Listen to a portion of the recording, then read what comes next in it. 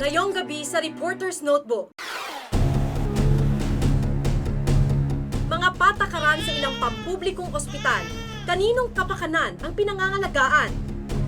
Meron namang, at saka kung yung hospital, meron namang pwedeng ibigay na libreng serbisyo, dapat ibigay nila. Mga batang mamimitas, tinututukan o pinapabayaan?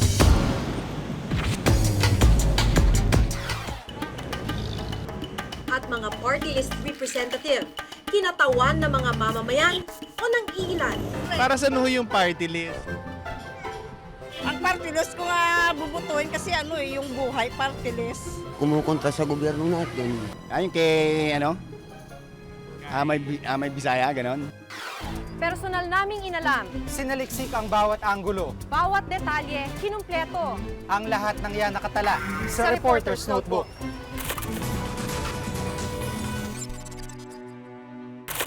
Malaking parusa raw ang magkasakit sa ating bansa. Bukod kasi sa nagtataasang presyo ng gamot, tila abot langit din ang gastos sa pagpapaospital. Pero paano kung pati patakaran ng ilang mga pampublikong ospital, hindi mapangalagaan ang kapakanan ng mamamayan?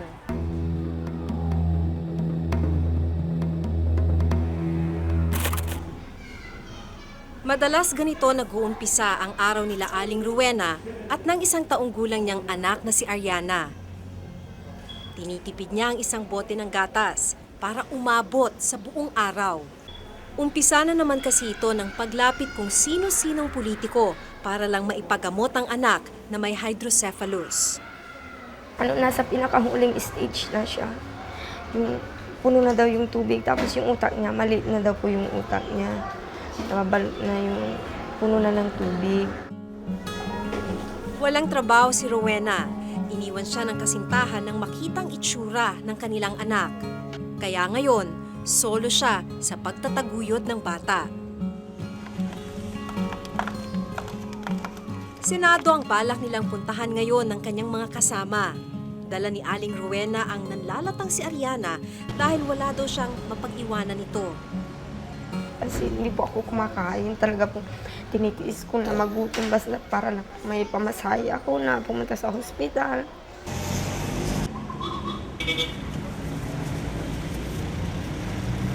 Mausok, masikip at mainit sa jeep. Pero walang magawa ang mag-ina kundi tiisin ito. Matapos ang halos 2 oras ding biyahe, narating nila ang Senado.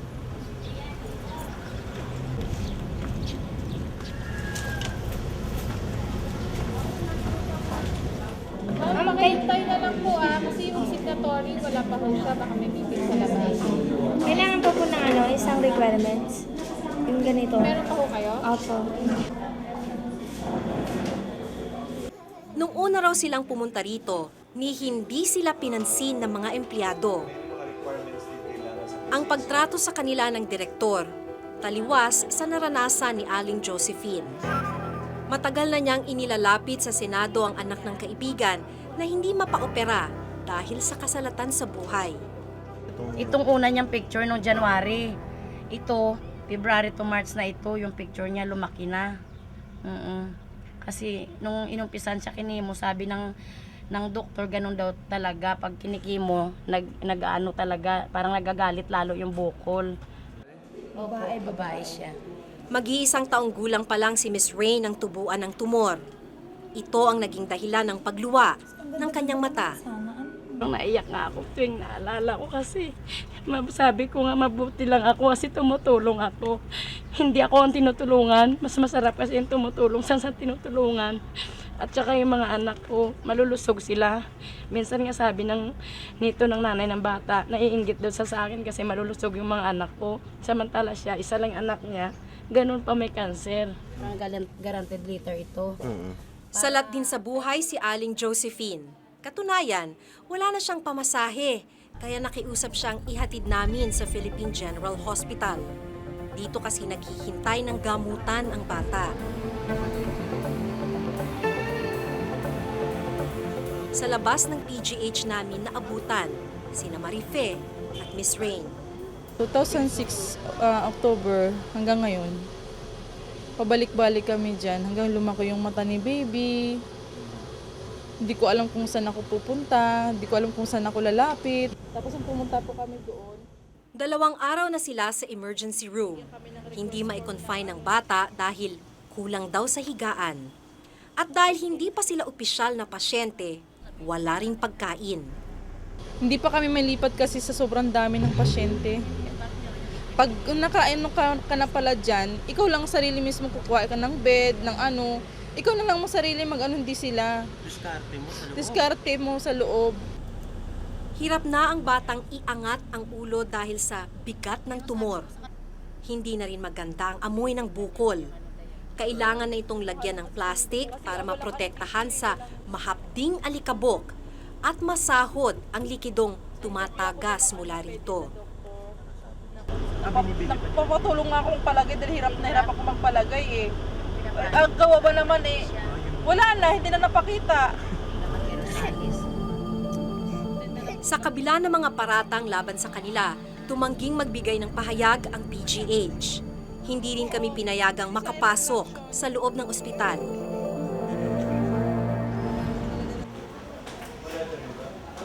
Sa Amang Rodriguez General Hospital naman, hindi nawawala ng bantay ang pintuan ng OB/GYN ward. Isa sa pangunahing responsibilidad ng security guard, tiyaking walang makapuslit na pasyenteng hindi pa nakakapagbayad ng hospital bills. Hindi pa po. Ano po?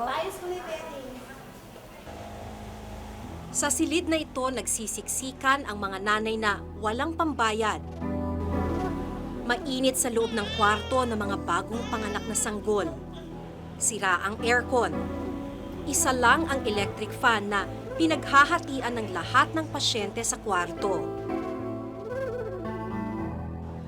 Si Merlita Daniel, 5 araw nang nakakulong sa kwarto ng aming makausap. Panganay niya ang kanyang isinilang na sanggol. Bukod sa init, matinding gutom ang tinitiis ng mag-ina sa loob ng ospital. Wala na po akong pagkain, wala na pong ano yung baby ko. Wala nang gamit. Wala kang pagkain. Kasi hindi na po kasali sa rasyon, palabas na po kasi. Pag nakaano na pong ilalabas na, hindi na po kasali sa rasyon ng pagkain. Bihirang nakakapagtrabaho ang asawa kaya gipit na gipit sila. Naiyak na lang po. Kasi wala pong natulong.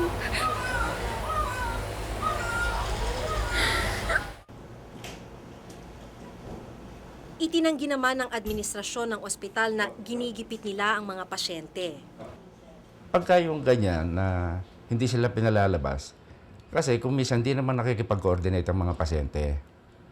So, siyempre, ang nangyayari diyan, they just claim na ayaw silang palabasin.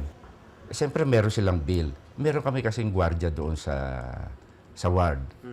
In order for them na maiwasan yung absconding or yung pagtakas ng mga pasyente. Ayon sa Health Alliance for Democracy o HED, ang ugat ng mga mapaniil na pulisiya ng mga pampublikong ospital ay matutunton sa limitadong budget at resources.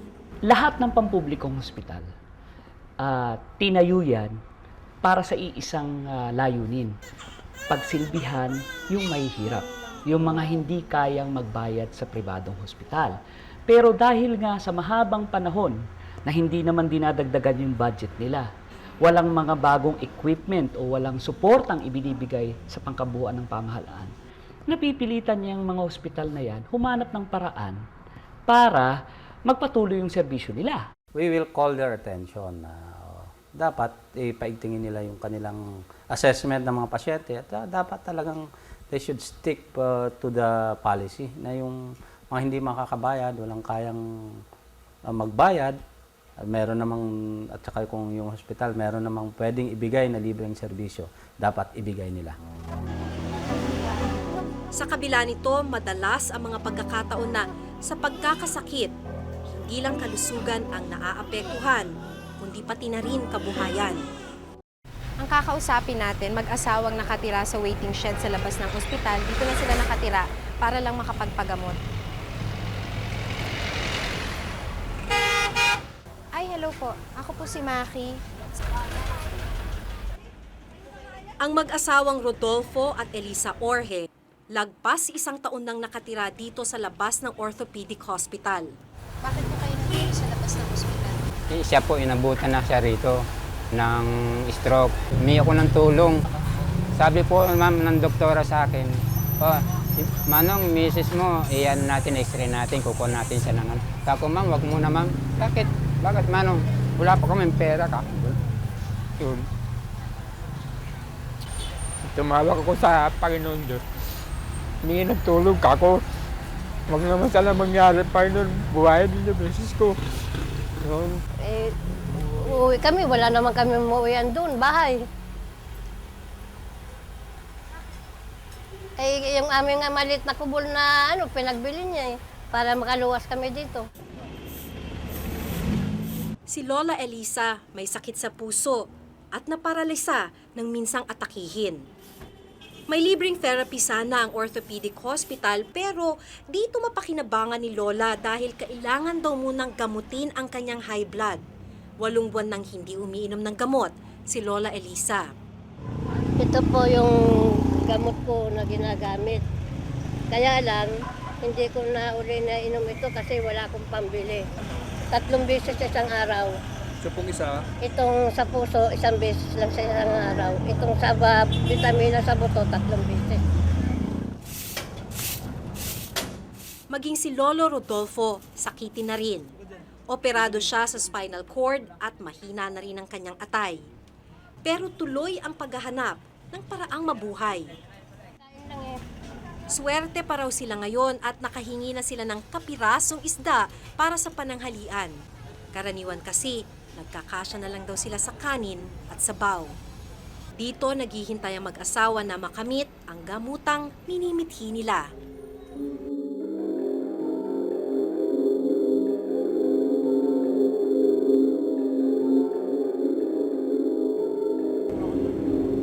Ayon nga sa HED, mahigit nga sa 50% ng mga Pilipino hanggang sa ngayon ang walang kakayahang ipagamot ang sarili.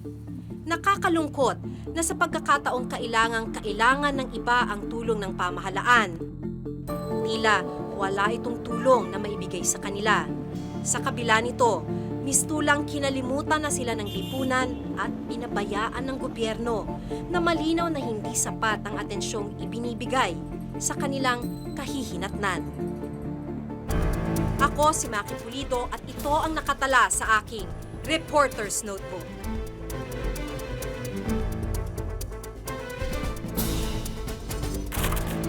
Di ko inakala na kahit may nakatutok na kamera, walang takot si Junior na namitas.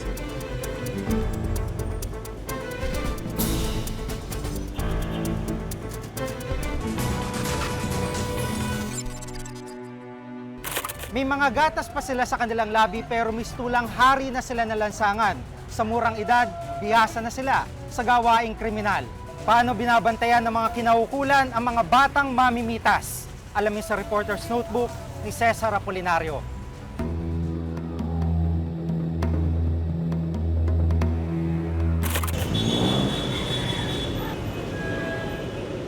Isang ordinaryo at tipikal na araw sa Blooming Treat, Maynila. Ang mga sasakyan mistulang hari ng kalsada. Kaya anumang oras nakaamba ang disgrasya. Pero para sa mga batang ito, ang kalsada mistulang playground nila. Dito nila pinapalipas ang maghapon sa pakikipaglaro at pakikipagpatintero sa mga sasakyan. Dahil maghapon at magdamagang laman ng kalsada, kabisado na ng mga bata rito kung paano makakapagdilensya ng pera kapag inabutan ng pagkalam ng sikmura.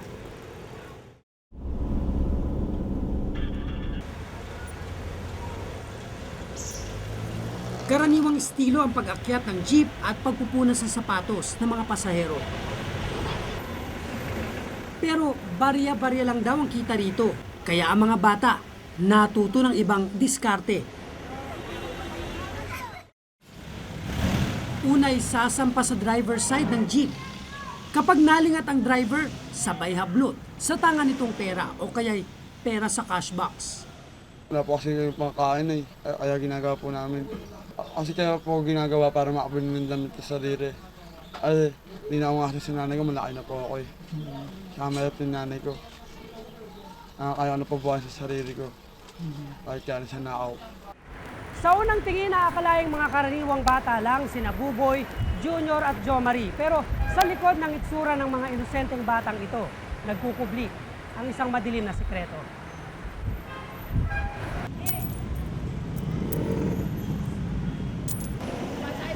Ano yung ginagawa nyo doon sa Blooming Treat? Nag-rugby ko. Nag-rugby ka din? Ikaw? Backride. Tricycle po. Ikaw? Hindi po. Nangunguha lang po ng kunta. Mhm. Tapos namibili ko po ano pagkain ko. Aminado ang tatlong magkakabarkada na isang dahilan ang pamimitas, kaya sila tumatambay sa Blooming Treat.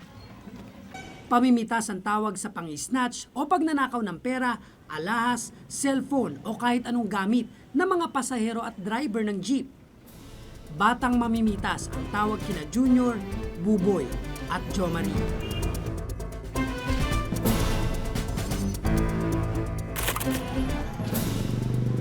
Ay ka, sabog ka, sabog. Paikot-ikot ka lang po kung saan natin yung pasahero doon ka, sama-sama.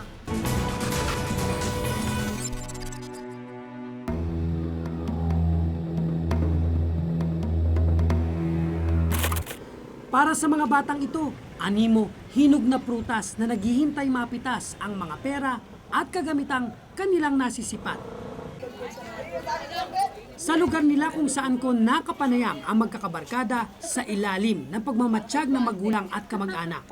Pino at kontrolado ang kilos ng mga bata. Sabi ko sa kanila, kala nyo yung ginagawa nyo, pang-agaw-agaw nyo ng pera sa driver, may karma yan. Pero sa Blooming Treat, ang baluarte nila, animo, nakawala sa hawla ang tatlo. Di ko inakala na kahit may nakatutok na kamera, walang takot si Junior na namitas.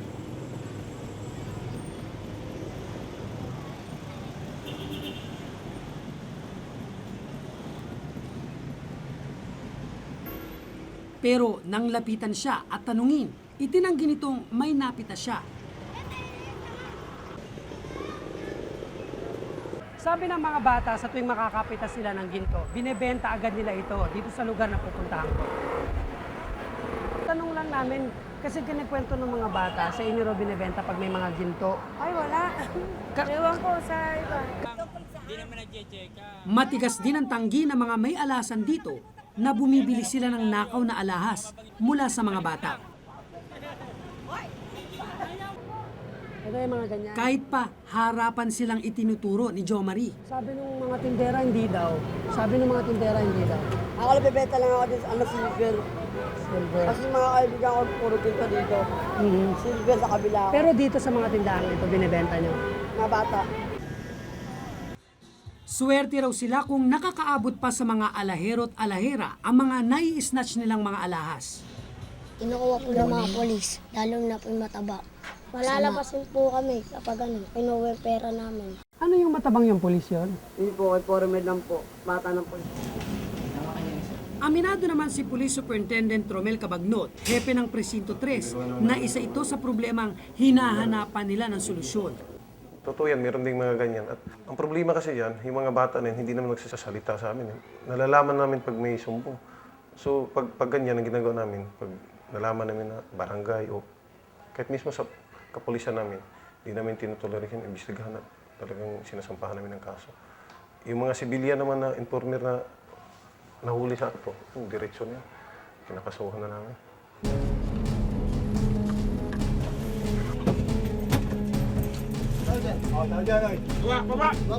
Tatlong beses sa isang linggo, kumagsagawa ng anti-crime operation ang kapulisan ng Maynila. Sa pagkakataong ito, tila itinago ng gabi ang mga bata. Wala ni isang batang napasama sa hulihan. Yung mga bata pa nga, tinatawag namin yan sa DSWD. Minsan nga sumasama sila sa amin. Automatic, pagdating dito, kukunin yung pangalan, i-check yung record, tapos turnover sa kanila. Pero pag turnover namin sa DSWD, di na namin alam anong kasunod nun. Minsan nga nakikita namin, ito na naman, ulit-ulit.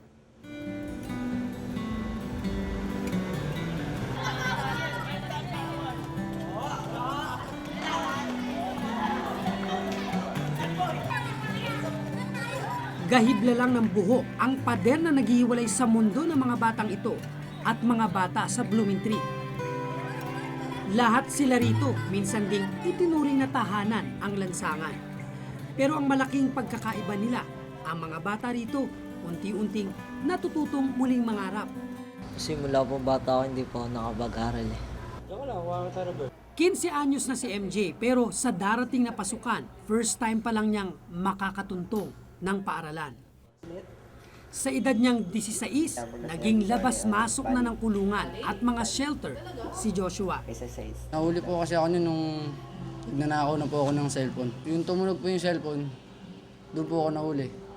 As yung dinala ako sa CR, binugbog din ako ng 5 gwardiya. Si Ray naman, 5 taong gulang nang unang maglayas at magpalaboy sa kalye. 7 taong gulang nang sinimulang mag-rugby at magnakaw. 10 taon ang unang makulong at mabugbog dahil sa pagnanakaw. 3 taon na simula nang magbagong buhay siya. Minsan nakikita ko rin na ito pala ako, parang may nagbabago rin kahit papaano. Bukod doon kapag naboboring ako, kasi sa loob ng shelter, ganun. Pag naboboring ako, ginagawa ko, sumasali ako sa mga activity tulad ng dancer, sa theater, sa choir. Sinali ako. Sinali ako sa art para hindi ako maboring.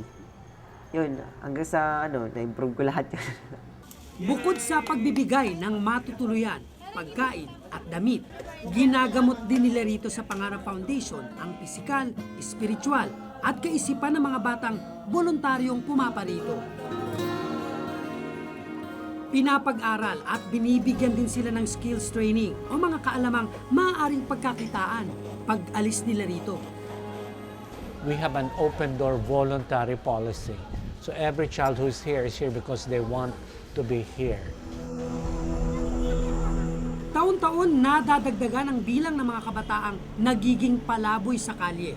At taon-taon nadadagdagan din ang mga batang nalululong sa bisyo o kaya'y gumagawa ng krimen.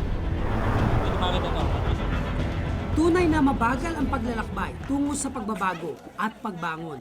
Pero alam ni MJ na swerte siya at napunta siya rito sa Pangarap Foundation. Sabi ko, tatakas rito kahit gaano kalungkot. Marami kasing batang nasa labas na nangangailangan ng tulong na kailangan mapunta rin sa ibang shelter. Kinagabihan ng pakikipag-usap ko kina Buboy, JR at Jo Marie, ito na ang dinatnan ko sa aking pagbalik. Sub-sub na sa plastic ng solvent ang mukha ni Junior. Kapag malalim na ang gabi, ganito na pala ang tatambad sa rito. Ay ka, sabog ka, sabog. Paikot-ikot ka lang po kung saan natin yung pasahero doon ka, sama-sama. Parang bulang naglaho si Junior nang lapitan namin ang mga kasamahan niyang bata. Umuwi na raw anila, masakit daw ang ulo. Tila walang katapusan ng aksyon sa Blooming Tree, mapaumaga man o gabi. Sa ngayon, isa lang ang malinaw at permanente sa buhay nila. Ang tila walang hanggang kahirapan. Kailan kaya sila tuluyang mababantayan at matututukan? Ako si Cesar Apolinario at ito ang nakatala sa aking Reporter's Notebook.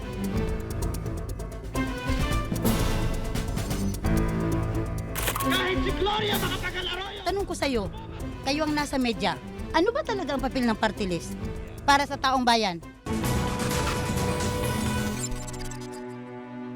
Mga party list representative, boses daw ng mga walang tinig sa Kongreso.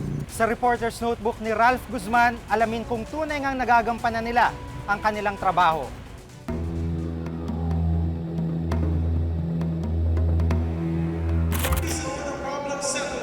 Mr. Speaker, I appeal the ruling of the chair.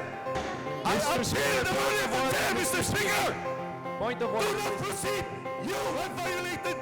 The gentleman on the floor is out of order. 9 na taon na ang party list representatives na umuupo at nakikidebate sa Kongreso. Pero hanggang ngayon, tila hindi pa rin nararamdaman ng karamihan ang silbi ng mga party list. Nagpapatanggal ng mga tao sa mga nakapwesto. Grupong waray.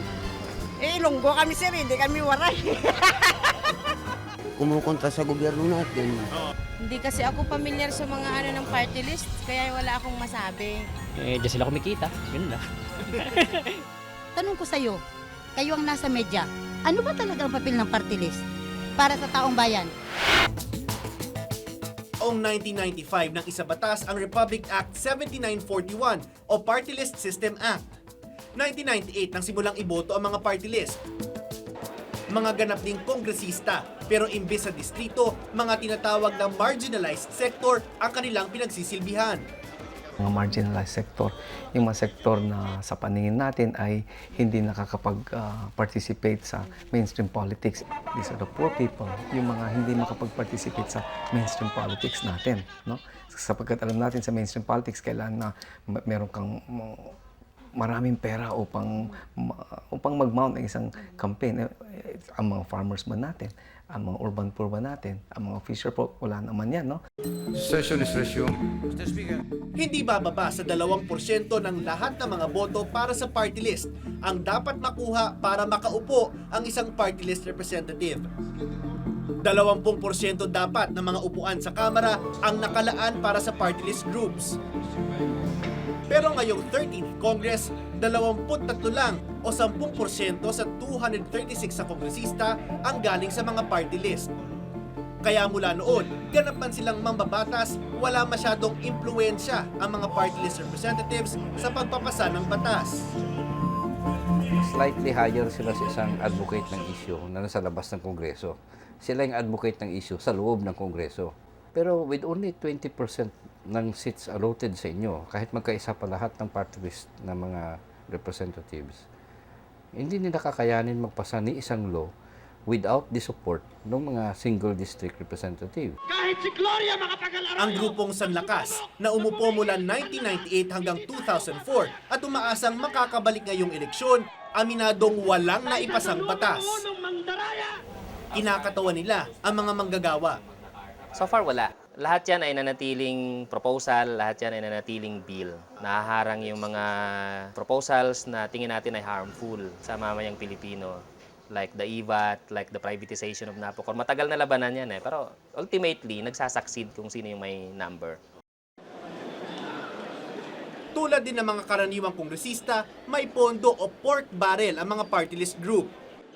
40 million pesos ang kanilang nakuha nung isang taon.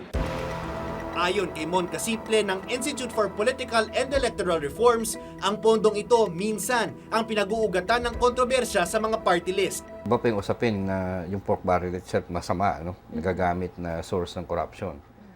Pero at least sa level ng party list, naging source ito ng ready funds na mabibigay nila sa marginalized sectors. Sa kaso ng SIBAC o Citizens Battle Against Corruption, mula 2001, sa mga programa raw nila napupunta ang pondo. Sinasabing isang multi-sectoral party list ang SIBAC. Nire-representa umano nila ang boses sa mga tao na lumalaban sa katiwalian. Tayo po ay merong 1,230 scholars all over the country. Meron po tayong 40 hospitals and DSWD office all over the country.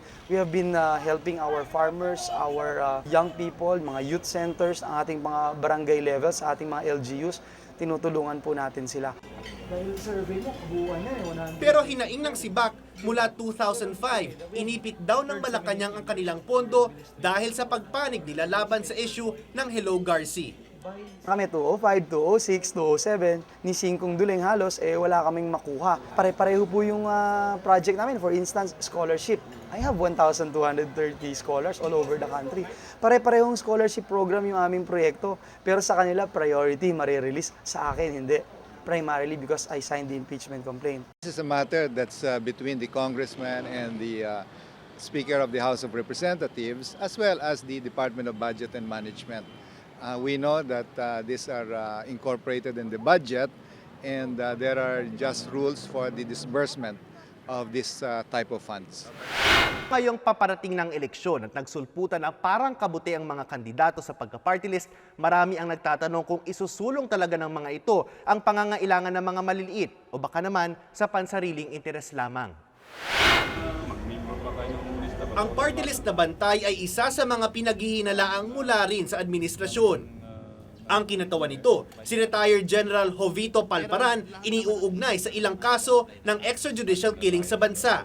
Yun ang magiging focus. Depressed communities, mga nahihirapan at karamihan dito ay biktima ng kahirapan at biktima ng ating problema sa seguridad. Ang aso niyang si Bullet ang kanilang mascot, pero itinatanggi niyang tuta siya ng administrasyon. Wala akong kaalaman dyan sa akusasyon na yan. Kung ako ang tanungin mo, ay hindi naman kailangan magiging front ako ng administration. But of course, I will support yan. I will support the administration. Pero giit niya, huwag iboto ang militant party lists na nag-uugnay sa kanya sa mga pagpatay. Would you campaign against them? Yes, of course. Ito sinasabi ko na sa mga tao natin, huwag na tayong magpaloko sa mga yan. Kasi tuloy-tuloy tayong sasamantalain yan. At nakita mo naman sila pag nag-demand sa gobyerno ay hindi mo mahindian. Kasi kung hihindian mo sila, ay violence ang kanilang sagot. Ayon sa pag-aaral na isinagawa ng Institute for Political and Electoral Reform, epektibo ang party list group sa bansa. Isa sa nakikitang problema ay ang pagpili sa mga sektor na pinapayagang tumakbo. Tighten mo yung criteria para maliwanag kung sino yung ang papasok lang dyan. Other than that, yung buong sistema itself ng seleksyon ng mga parties plus yung kanilang pagkuha ng boto sa kampanya at pagdetermine ng seats ay mga problema. Hanggang ngayon, marami pa ring sektor ang hindi pa naririnig at nabibigyan ng pagkakataon na magsilbi sa kamera. Kagaya ng mga matatanda at may kapansanan. At marahil isa na nga rito ang akapin na hindi makaupo-upo kahit pa isa sila sa nakalistang marginalized sectors. Rinerepresenta nila ang mga may kapansanan. May kanya-kanya kasing area of assistance lang ang pwedeng ibigay ng isang NGO. No? Para for example, yung Office of Persons with Disability Affairs. Kailangan talagang maisabatas na yan nang sa ganun ay may isang opisina talaga sa lahat ng local government units para sa amin na siya nang mamamahala sa registration, siya nang mamamahala sa mga ibang mga pangangailangan. Instead na kung saan-saan pa kami opisina itinuturo.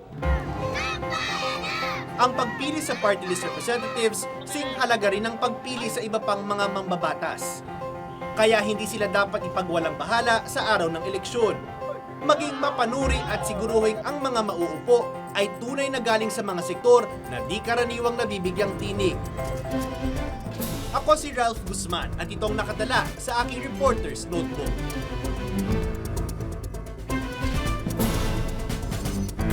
Kung may nais kayong ipasiyasat na issue o balita, maaari po kayong tumawag sa amin sa numerong 928-7021, Local 1424. Maaari rin po kayong mag-email sa reportersnotebook@gmanetwork.com.